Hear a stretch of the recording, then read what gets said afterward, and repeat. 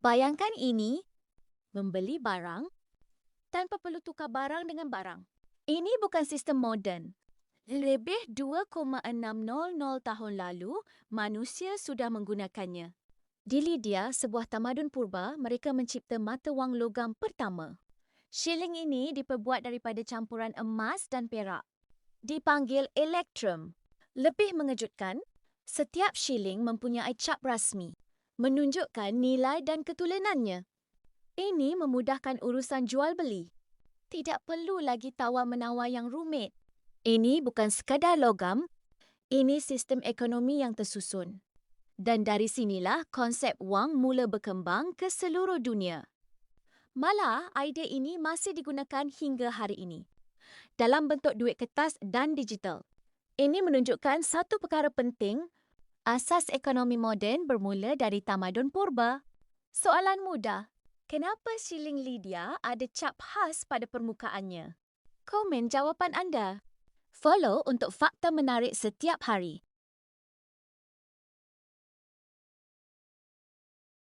Bayangkan ini, bangunan bertingkat, padat dengan penduduk. Ini bukan bandar moden. Lebih 4,500 tahun lalu, manusia sudah membinanya. Di Mesopotamia, khususnya kota Ur, terdapat rumah bertingkat.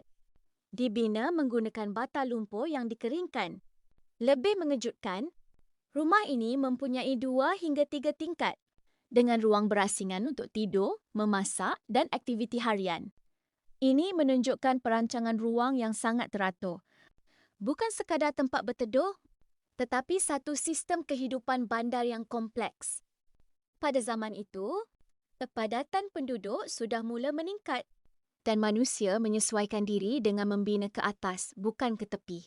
Ini bukan sekadar binaan, ini bukti awal urbanisasi manusia.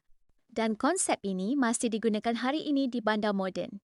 Soalan mudah, kenapa rumah di kota Ur dibina bertingkat? Komen jawapan anda. Follow untuk fakta menarik setiap hari. Pada suatu ketika, sebuah program rahsia dijalankan tanpa pengetahuan ramai.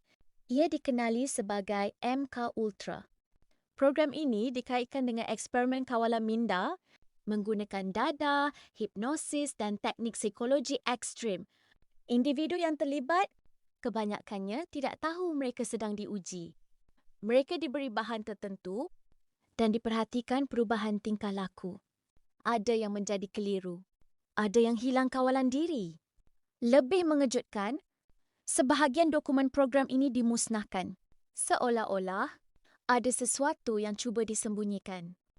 Namun, serpihan maklumat yang tinggal cukup untuk menunjukkan eksperimen ini benar-benar berlaku. Sehingga hari ini, banyak perkara tentang MK Ultra masih tidak diketahui sepenuhnya.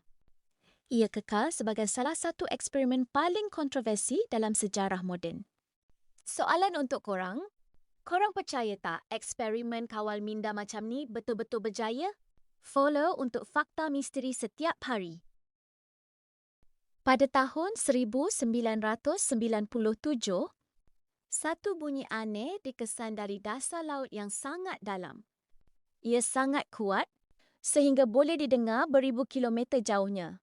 Bunyi ini kemudian dikenali sebagai The Bloop. Apa yang membuatkan saintis terkejut? Frekuensinya menyerupai bunyi makhluk hidup. Tapi saiz makhluk itu perlu terlalu besar, jauh lebih besar daripada paus biru. Pada awalnya, ramai percaya ia mungkin datang dari sesuatu yang belum pernah ditemui, yang hidup jauh di dasar lautan. Namun selepas beberapa tahun, ada teori mengatakan ia mungkin bunyi ais retak di laut dalam. Walaupun begitu, The Bloop kekal sebagai salah satu bunyi paling misteri pernah direkodkan. Soalan untuk korang rasa bunyi ni datang dari makhluk hidup atau fenomena alam? Komen jawapan korang dan follow untuk fakta misteri setiap hari. Bayangkan ini, air bersih mengalir ke bandar tanpa pam moden. Ini bukan teknologi hari ini. Lebih 2,500 tahun lalu, tamadun Parsi sudah melakukannya. Mereka mencipta sistem dikenali sebagai kanat. Terowong bawah tanah digali dari kawasan tinggi ke kawasan rendah. Air dari sumber semula jadi dialirkan secara graviti.